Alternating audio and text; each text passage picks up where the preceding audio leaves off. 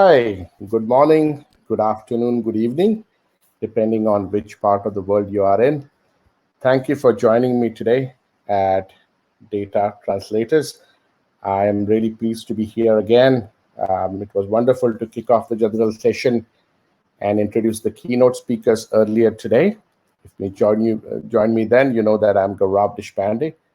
I'm the Vice President of Marketing at Tagegraph. And today, as data scientist, I want to talk to you, fellow data scientists to data scientists. What are the things that you need to know about graph databases, how far they have come in combining those with machine learning to drive real business outcomes in large Fortune 500 companies. So that's what my talk is about. I'm gonna talk very briefly about the technology, but mainly about data science patterns and use cases and related business outcomes. If you need more technical details, feel free to reach out to me. I'm happy to discuss those with you. But that's not the focus of the presentation today. It's mainly about sharing data science best practices and use cases, and a high-level overview of the graph technology, graph database and analytics technology that is combined with machine learning to do that. With that little bit introduction about me, I have been in enterprise software about 25 years. I started my journey in AI right at the graduate school. I was at Ohio State University as an operation research graduate student, and I wrote my first program there, which is essentially manufacturing in AI. So my roots to AI go back 25 years. I'm proud of them. I have multiple patents in supply chain management, big data analytics, and a host of other topics. Most important, though, I'm a huge graph head, which means I'm a huge enthusiast of graph database and analytics technology. And you'll see why in just a moment. I've led a couple of companies through explosive growth. i2 Technologies, which had a massive IPO back in 1990s. Trigo Technologies, which was acquired by IBM for well over $1 billion. And this is my third startup, Tagegraph. With that little bit of introduction, who is Tagegraph? So we are a platform for advanced analytics and machine learning on connected data sets. We are the only scalable graph database for the enterprise. We are about 40 to 300 times faster than the competing graph databases. More importantly, we are 1,000 times faster than relational databases for deep analysis of relationships and for machine learning feature generation. And that has some foundational elements, and that has a game-changing aspects to it. And I'll share with a few customer examples in a moment. We are foundational for AI and machine learning at our customers. We are designed for efficient concurrent OLTP, online transactional processing, and OLAP, online analytical processing workloads. That's fairly unique. Typically, you need separate instances of a technology for that. We can handle it with the same instance. We have a SQL-like query language called GSQL, which is essentially SQL with extended syntax for being able to write graph-related or network analysis or relationship analysis-related queries. So you can learn that literally in 6 to 8 hours if you are a SQL proficient programmer. And we also have a no-code option in the platform, which allows you to just draw the patterns out on the screen, and we will generate the GSQL in the backend for you. You don't have to write a single piece of code. We are available on all 3 cloud platforms, Google Cloud Platform, Azure, and AWS. And I'll cover some of our customers in a moment. We've been out of stealth for about 3 years. We came out of stealth in late 2017. We were founded in 2012, and we've been growing at over 300% every year. With that little bit of an introduction, you're saying you're a platform for advanced analytics and machine learning on connected data. That's wonderful, but show me the customer references. Here they are. First component is connecting all data sets and pipelines, and that functionality is enabled by a highly distributed, scalable graph database. When I say connect all data sets and pipeline, I really mean all data sets and pipelines. Case in point here, United Health Group has built a customer 360 for 50 million customers. So every time you pick up the phone and call United Health Group's call center, one of their 23,000 call center agents picks it up. Previously, before Tagegraph, they would switch across 15 different screens to find the customer information and answer the question from the customer. Now they have a single screen going against Tiger Graph that has 200 data sets and pipelines information integrated.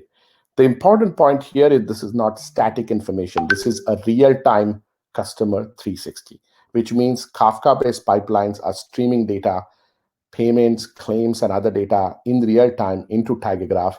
And what information call center agent sees is the latest information within the enterprise. So that's a huge game changer for United Health Group. They have been trying to do this for a decade to connect all data sets and pipelines to create Customer 360. They were able to do that with Tiger Graph as of last year. We also have another example here from telecom. I know many of you are from telecom or technology field. This is AT&T's Xandr, XANDR, Xandr business unit for ad tech advertising technology, where we have built an identity graph. So when people have multiple accounts, we connect those accounts together into a single identity. When people have multiple devices, we connect those to a single user. And when there are multiple users within a household, we connect those multiple users within a household to a single household. And what that allows you to do is to do better ad targeting. So if you are in advertising technology industry, you're trying to connect those different data sets and pipelines to build customer identity graph. We are the solution for you. We are the only scalable solution for that problem. Second component after you connect all data sets and pipeline is, of course, analyzing the connected data. So this is where Jaguar Land Rover shines. They have taken their supply chain planning from 3 weeks. It was based on Google BigQuery, before that Google's cloud-based data warehouse. It's a wonderful solution, but it was taking 3 weeks for supply chain planning. With Tiger Graph, you can do it in 45 minutes. And that has been a game changer for Jaguar Land Rover. In fact, they are a keynote speaker for Graph Plus AI Summit next week, graphAIsummit.com. And there you can come and listen to Harry Powell, Director of Data and Analytics. He can tell you more about what they are doing there with supply chain planning acceleration from 3 weeks to 45 minutes, and how they're getting 100 million pounds in incremental annual benefits with advanced analytics. That's incremental additional annual profits with 100 million pounds, British pounds, every year with advanced analytics. So if you want to hear more about it and from other leaders, please join us next week at Graph Plus AI Summit on April 21st. The URL is simple. I'll share it at the end of the presentation. It's graphAIsummit.com.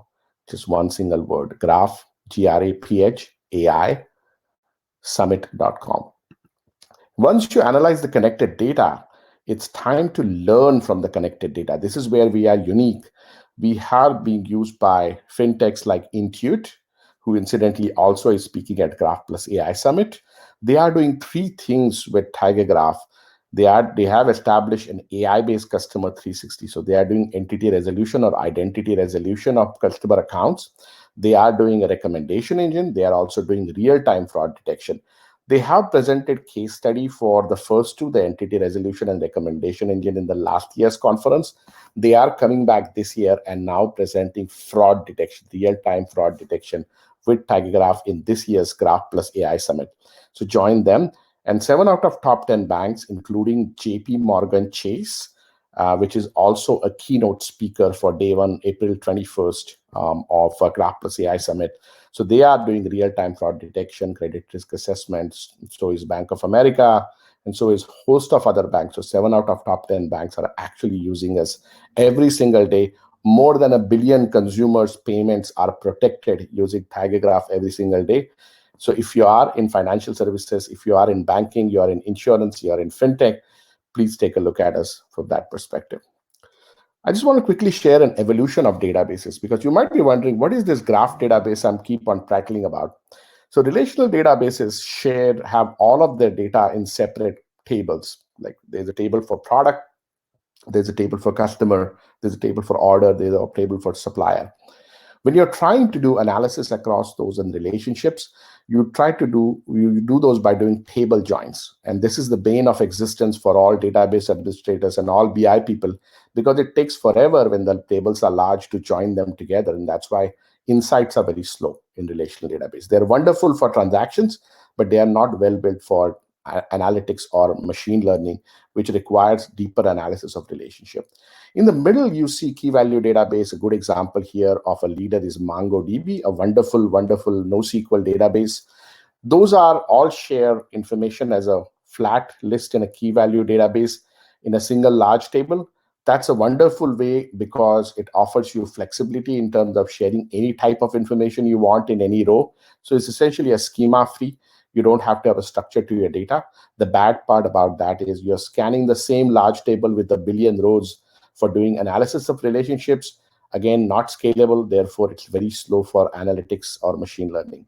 Graph database that you see on the right-hand side here, like Tiger Graph, a native graph database, actually stores the data as business objects. It doesn't store them as tables and rows in case of relational, or as a single table with multiple rows in case of key value.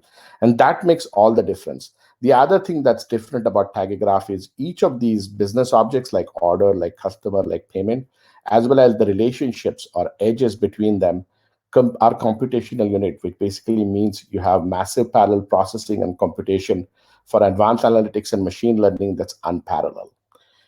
So traditional approach with relational database, take all these tables, patient data, doctor data, facility data in case of healthcare, join it together in a massive star table join, very time consuming, very ineffective, very slow. This is the reason why it takes minutes or hours to do the queries with that Tiger Graph can do in milliseconds at United Health Group, for example.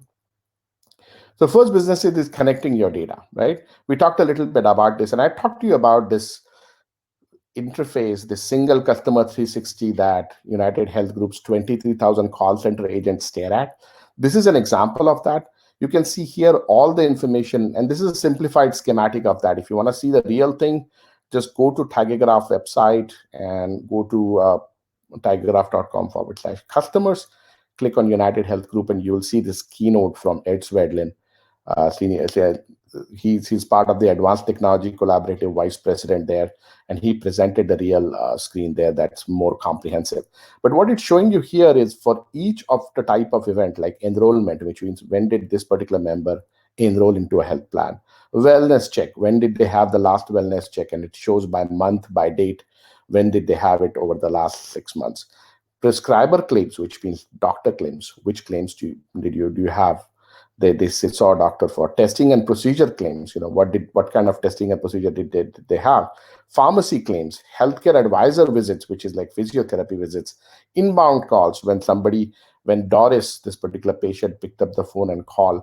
Everything is there available in a single report. Like I said, this was available in 15 different screens before. That is something that's a game changing for United Health Group's call center. In addition to that, you see a button here. This button is available for data scientists. About 10,000 of those data scientists at United Health Group use this. And this, when they press this button, they can compare with a single click of a button 200 features for Doris Smith and find 100 similar patients at Doris Smith within 50 milliseconds.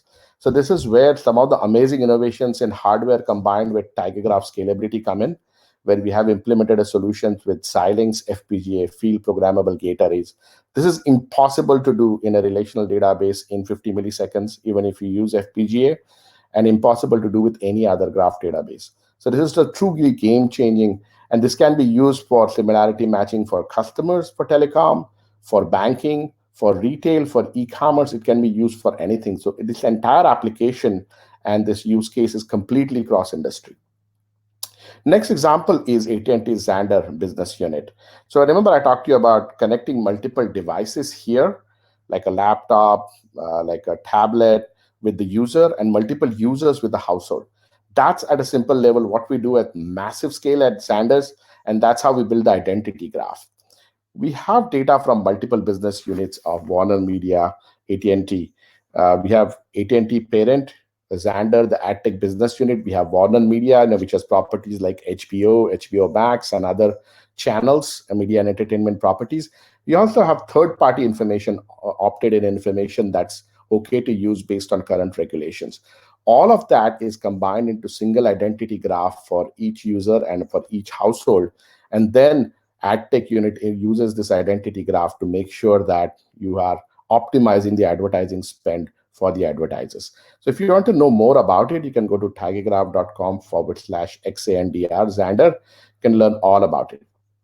Does it scale? The question is, Graph has been around for a while, but they were considered a toy thing mainly because the first generation graph databases like Neo4j did not really scale beyond half a terabyte of data. This is a distributed graph with 5 billion vertices. That means business entities like users, devices, cookies related to users, 7 billion edges, which means 7 billion relationships between those entities, 1 billion daily graph updates throughout, and it's a 10 node cluster. Each node has 48 cores, 400 GB RAM. So this is 4 to 5 terabytes of data right there. And that's not even the largest graph. Our largest graph is between, it's over 27 terabytes in production. And now we are next week, I'm sure shortly we'll have 100 terabytes and more in production with customers scaling up the graph.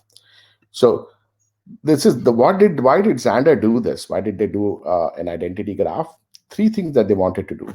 First thing, implement frequency capping where you don't show the same ad to the same person and thereby lose their interest. Second thing is making sure that advertisers can find more consumers with audience extension and get better campaign uplift, which is the holy grail for advertising industry. And third is managing consent election across the first party assets to make sure that that happens to respect customer preferences. The second business thesis is analyzing connected data. Remember, I mentioned Jaguar Land Rover. So this is where they were trying to do demand and supply match. And remember, this became extremely important in the time of COVID-19. When COVID-19 hit entire manufacturing organization like a tsunami, everybody was caught without having their plan to react quickly except Jaguar Land Rover. Jaguar Land Rover had already compressed their supply chain planning from 3 weeks to 45 minutes with Tagegraph. What that allows them to do is essentially have a common language for speaking between business and data and ability to match demand with supply in less than an hour, in 45 minutes. That was a game changer. And that's the reason why I mentioned Harry Powell presented in Graph Plus AI in 2020 September, and he's back as a keynote speaker in next week at Graph Plus AI Summit. So what did they do there as a part of using Graph? The first thing that they did was matching demand with supply. So when you have, if you look at a car's demand and supply graph, at the top you have cars whose orders are coming in, sales orders are coming in. There are individual features within a particular car, like a type of engine it has, whether it has heated seats or not, whether it has AC, what type of AC does it have, does it have a particular type of rear spoiler, and so on and so forth. That's all features. All of those features break down into individual sub-assemblies and parts, and those parts or sub-assemblies are supplied by suppliers. So this is a simple 4-level graph. Actual graph is 6 or 7 level deep, but I don't want to show all the complexity there. This simplified version. Gartner incidentally did a case study on Jaguar Land Rover's analysis, and this is directly from Gartner's case study with Jaguar Land Rover on this. So this matching up demand with the supply is the first part that they did as a part of implementing supply chain planning with Tagegraph. The second thing that they did was identifying and reducing supply chain risk. What do I mean by that? When COVID-19 hit, suddenly some of the suppliers could not supply anymore out of their factories because the factories were partially or fully shut down. Certain countries' borders were shut down and not letting materials through, and certain countries were still open. The borders were still open. That basically meant that you had a situation where your demand as well as your supply picture had suddenly changed by 60-70% overnight. In addition to that complexity, you also had demand picture changing, which we'll address in a moment. Demand picture changed because consumer preferences changed, right? Suddenly, Discovery was not selling while Evoque Land Rovers, Jaguar Land Rovers, SUV was selling a lot more. So demand picture change, supply picture change. This one deals with the supplier risk to understand what is my supplier risk based on current modified supply scenario, and how do I make the cars that I need that will actually sell while reusing the parts that I have from other cars. So this is what the supply chain, reduce of supply chain risk means. And again, they can do this in minutes as opposed to waiting for weeks with the previous supply chain run. Making the most of surplus inventory is the other part of this. The all automotive OEM manufacturers would actually have volume buying agreement with their supplier. So they'll say, hey, I'll buy 100,000 of these parts or £1 million worth of these parts from you. And they have that commitment either in pound or dollar terms or in terms of volume. And if they are not able to consume all of that, then they still have to pay for what they don't consume. So the question is, if you have excess of sunroof or moonroofs or heated seats, you'd much rather give that benefit to the customer and give it to that feature to the better discount than paying a supplier for parts that they did not consume. So you can do this, making most of the surplus inventory using Graph, because again, you can do replanning in minutes as opposed to taking hours with the previous, taking days or weeks with the previous solution. Last but not the least, as you are trying to optimize and understand, if I change a particular feature, what is the impact of that on my supply and what is the impact of that on my demand?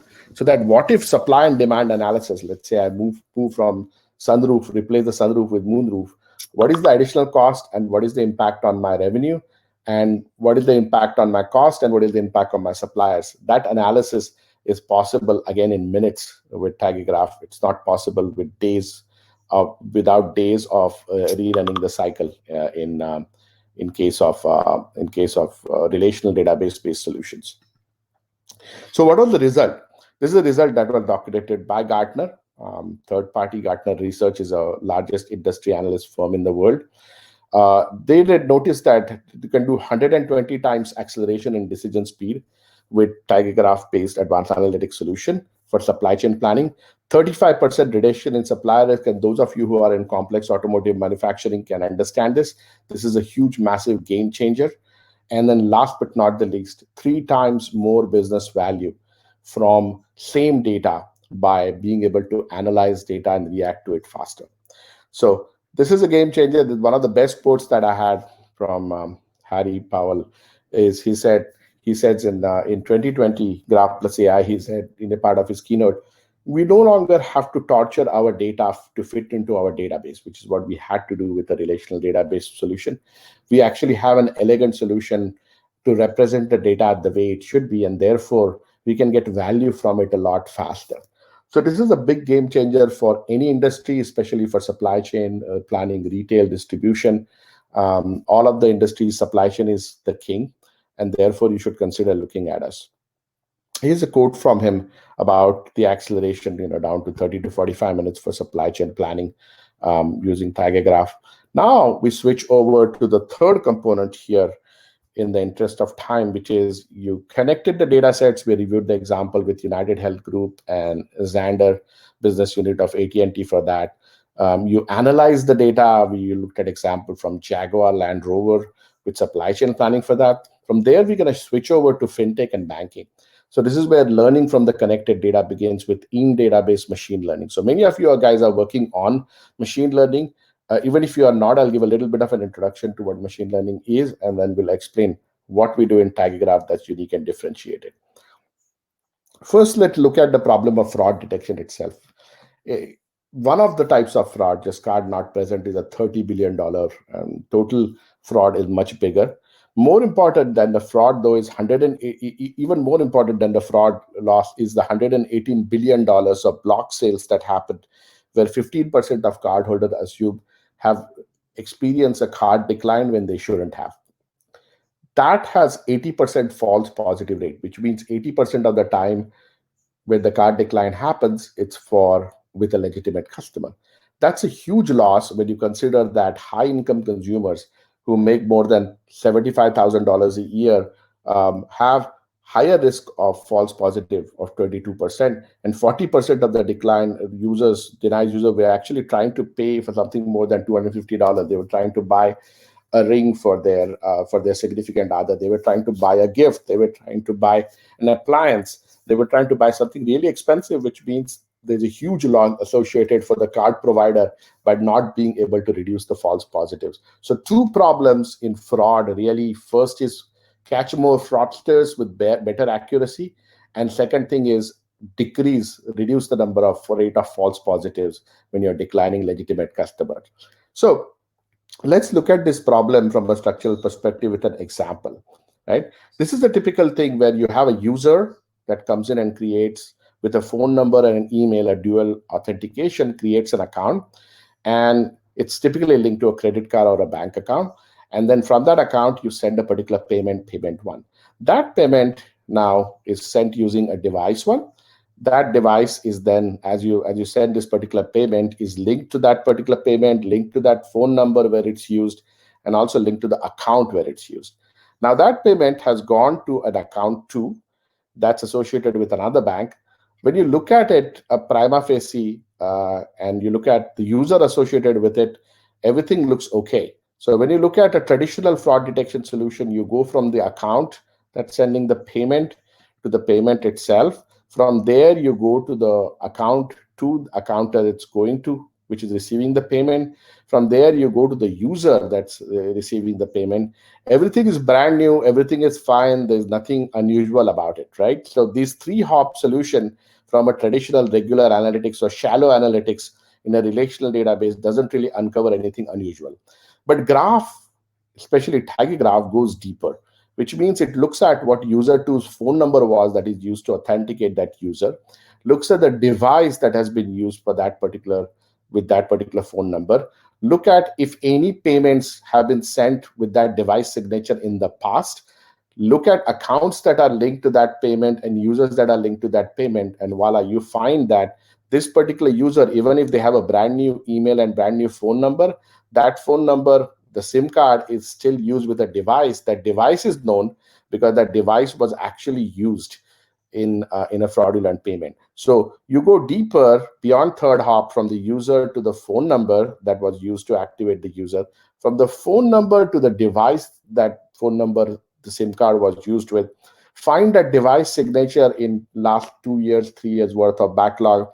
Find that payment 101 was sent 2 years back, and therefore you have found a fraudulent transaction. Therefore, you will decline this transaction with Graph. This is how you catch legitimate fraudsters with graph-based analysis, by going deeper. So every time I say hop, that means a connection. So we are able to do 10 to 15 hops in real time and find these fraudsters for 7 out of top 10 banks in the world. And that makes all the difference. So this is the first part of differentiation of Graph or TigerGraph, where we can go deeper in real time and find fraudsters and reduce the real fraud losses. What happens with relational databases and why they can't do it is because if you look at transaction table, you look at user ID table, you look at device table, you require complex joins, and you can't really do those with relational databases. Because in TigerGraph, there are no joins. You just simply going from one business object to another through the relationship with it. It's easy to do inside TigerGraph, and that makes all the difference. So that's the reason why this is not possible. I again mentioned that we have multiple customers. This is an example for tier 1 US bank, 20 terabytes of card application data. They process that with TigerGraph, 6 weeks of POC or proof of concept, 3 months to build and fully deploy platform into production. 16.5 million was the first year estimated ROI. We already exceeded that. 30% uplift in fraud detection. That's also been achieved. And customer continues to move forward with amazing results. Total lifetime value of impact is estimated at $100 million for the fraud detection solutions with TigerGraph. Next one, I will talk about feature extraction with ML and AI, which is where we are talking about. You can see here there are simplistic features like this. If you have payment transaction, typically features that are there are amount of transaction, customer, merchant that was there, and merchant category. So these simplistic features are used. 4 features are used, or variation of these are used in current real-time fraud detection for payment processes. This is an example with a graph database where you go much, much deeper with 16 features, like value of transactions for a merchant, number of fraud detected for a merchant over a period of time, total value of all transactions for merchant for a particular category, total number of fraud detected for customer, total number of transactions performed for the customer. When you go much deeper like this, you can improve and reduce the number of undetected fraud transactions, which means you can catch more fraud, and you can reduce the false positive by 50%. That's why we say we double the performance of your fraud detection system. So if you want to learn about it, Graph Plus AI Summit has a workshop on next Friday, April 23rd. It literally says double the performance of your fraud detection system with graph and machine learning. So please come to that workshop, sign up for Graph Plus AI Summit, graphAIsummit.com, and we'll be able to help you understand more information. Here is another example of another US bank, a large US bank, where we have 10 terabytes of data. And here we are mainly identifying rings. So we are identifying rings of fraudsters that are colluding together across accounts to defraud a particular bank. So 10 terabytes of data, again, 6 weeks of POC, which is typical for a large scale POC. If you have a smaller POC, it will be concluded within a week or two. 3 months to deploy the solution, over 50 millions in first year ROI, 35% uplift in fraud detection, total lifetime value of $200 million or more. We work on all sizes. So we work with startups that are just barely getting out of the gate with for their first few $1 million in revenue, all the way up to largest banks in the world. So the solution scales and works equally well regardless of which revenue level you are at. Again, I mentioned 7 out of top 10 banks use Tagegraph. We use everything from credit card fraud, impact analysis, trade surveillance, wealth management, credit scoring, merchant analysis. What's the main difference for Tagegraph? There are 4 key differences in the architecture. First thing is the ability to do real-time deep link querying. That means the example that you saw with the payments, ability to go 6 hop deep in real time. That's possible because we are a native graph database, which means we actually represent business objects as business objects and not as rows and columns. We have C++ engine for high performance, and then we have a computational storage architecture that's unique, that allows you to do compute much faster than anything else. We are able to handle massive scale because of distributed architecture. We do compress all the data that brings in. So typically your data reduces in size 50% or more as you enter it inside Tagegraph. That's different than other graph databases where data bloats up. In-database machine learning and analytics is the third unique feature.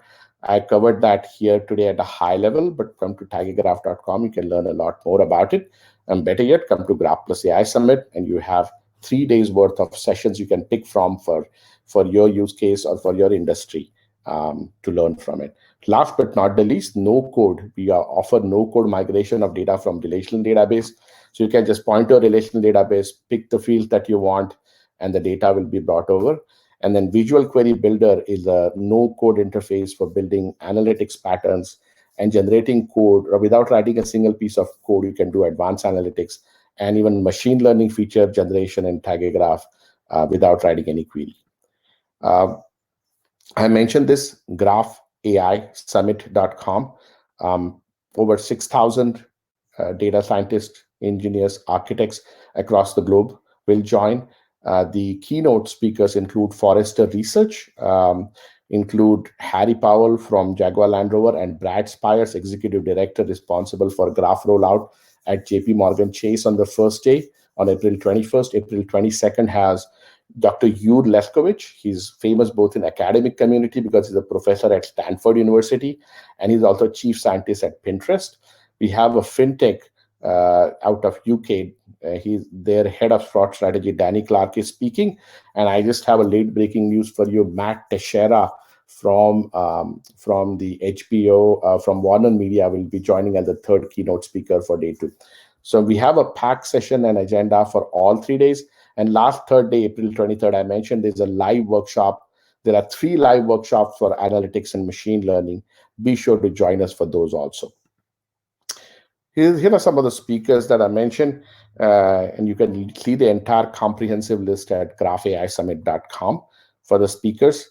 And join us. I mean, all sessions will be streamed live, and of course, then they will be available for streaming afterwards, immediately after the streaming live date. So after that, please join, please register us, stay with us for the live sessions as much as you can. Come back and stream the rest at your convenience. So you don't have to worry about your schedule, just register and you'll be able to access the portal later on, and it's free registration. Here is just a sampling of companies. I couldn't put all the companies on the chart, but I wanted to mention some of the bigger ones that are part of the attendees. We have from banking insurance industries, the who's who of the banking insurance industry among the attendees. retail, same thing for retail and e-commerce and media, for telecom, tech, and manufacturing. Some of the biggest companies are in attendance. Healthcare and life sciences, same thing. In fact, we have dedicated tracks for banking, insurance, and fintech, and for healthcare and life sciences. And rest of the sessions apply very well for all industries. So please come by, take a look at that agenda.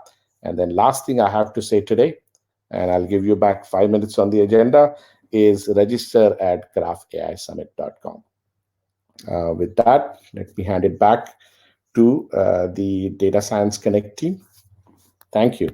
And I appreciate the opportunity to speak at Data Translators event here.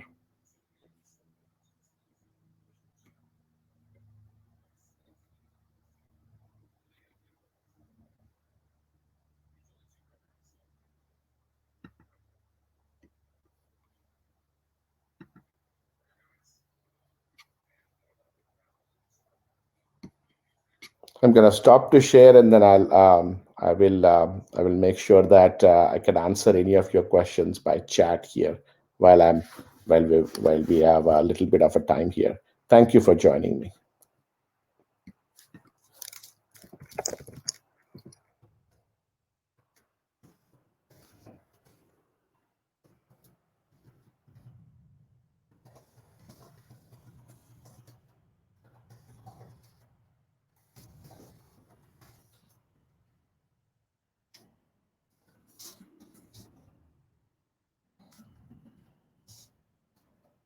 Thank you. Thanks, everybody. It's so nice to see the warm response from Data Science Connect. I'm really heartened. We are a tiny startup, and we are really heartened by all of the response that we've had from you guys. We truly appreciate each and every one of you. And we have over 500 people here for the session. Please do join me and 6,000 of your fellow data scientists online. And also reach out to me on LinkedIn if you want to connect up with me. I'm a data scientist myself. I'm a recovering programmer, as I say, even though my title says marketing. So I hope that you will take the opportunity to join me. It's going to be a wonderful, wonderful session next week. All 3 days. Join as many sessions as you can live. And if you can't join us live, you can come back and stream any sessions that you like. Thank you. And I see a lot of feedback here. Thank you, all of the Data Science Connect team. It's like I said, it's great to see a thriving community of data scientists. I wanted to emphasize that Tigergraph Cloud is completely free, even for production use. So you can go to tigergraph.com/cloud, and you can register for the cloud and start using it immediately for learning and advanced analytics and machine learning. There are starter kits there that are included, that are pre-built and included in there, that you can start using now. So regardless of if you're a student or you're working in a Fortune 500 or you're working at a startup, you can start to use Tigergraph Cloud on all 3 platforms, AWS, Azure, and GCP, and you don't have to provision those yourself. You can literally, in 2.5 minutes, you can provision an instance for fraud detection, for e-commerce, for recommendation, for any of the use cases, the most popular graph analytics use cases, machine learning use cases. You can use that directly right now, anytime that you choose to. Great. There's a question here about, is Tigergraph HIPAA compliant?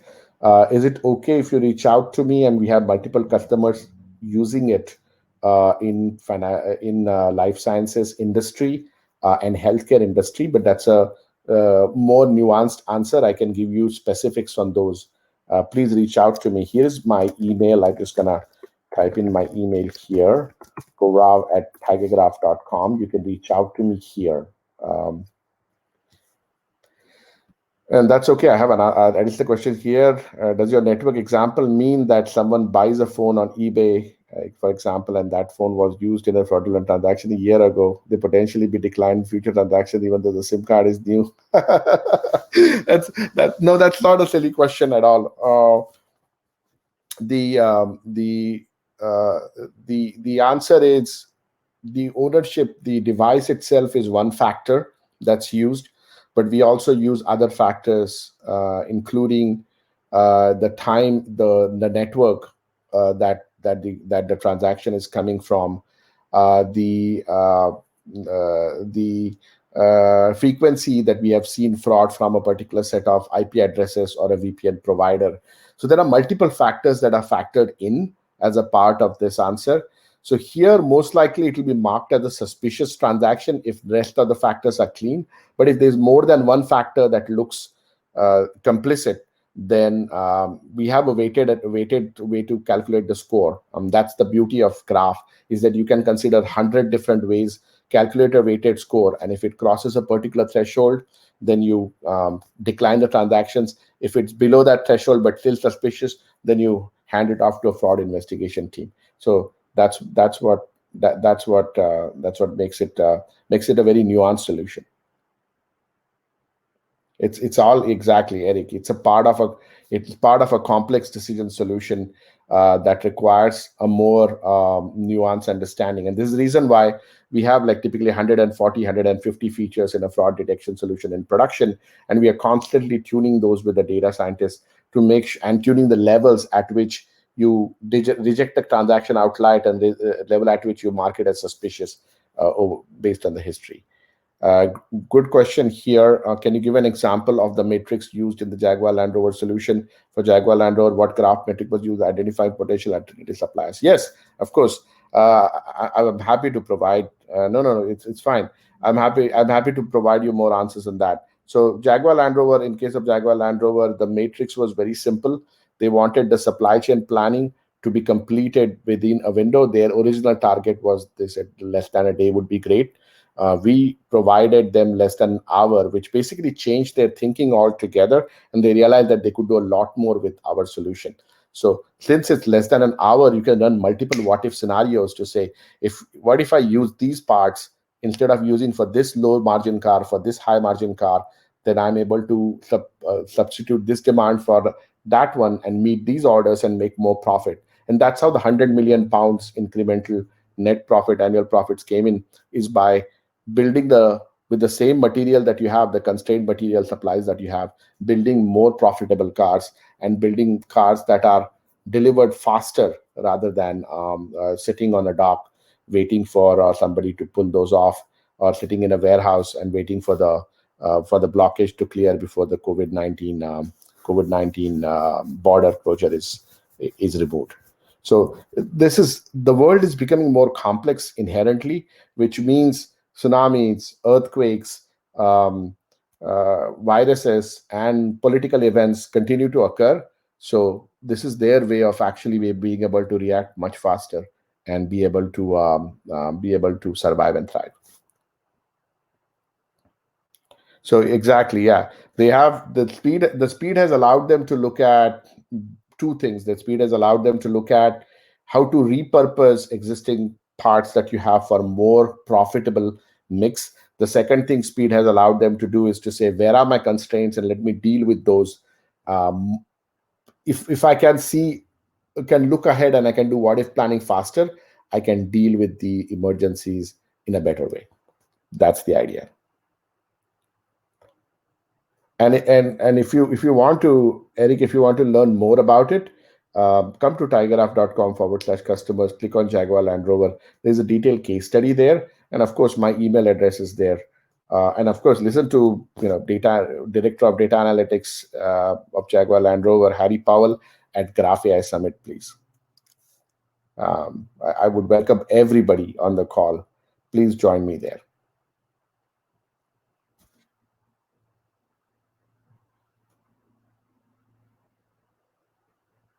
And thank you for all the questions. These are wonderful questions.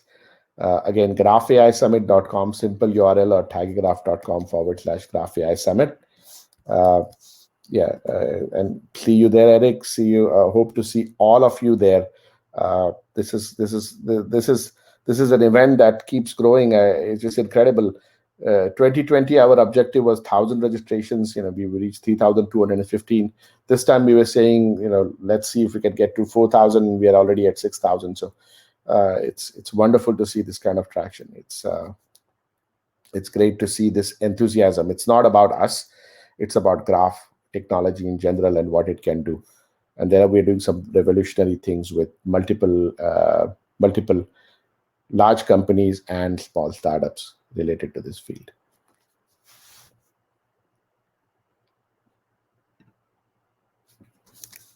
Well, thank you, data science team. I'm gonna go off to my next meeting now. Take care. Bye.